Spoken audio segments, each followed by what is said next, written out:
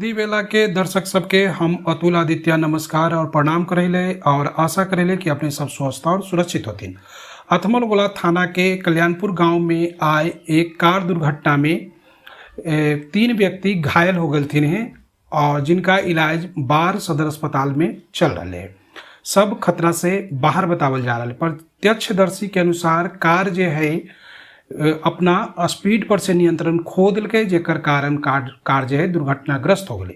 Car जो है मोड़ पर मुड़ते समय स्वतः ही पलट गए है, जेकरा में चालक सहित 2 और जो व्यक्ति सवार हलथिन वो भी घायल हो गए थे।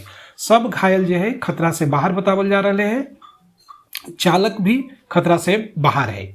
प्रत्यक्षदर्शी के अनुसार जे बतावल गए है और जो वीडियो है ओकरा अनुसार गाड़ी में थोड़ा बहुत ज़्यादा क्षति बतावल जा रहा है और क्षति है, बाकी सब लोग सुरक्षित है।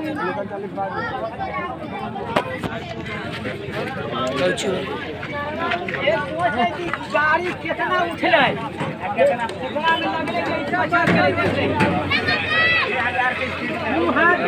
हाथ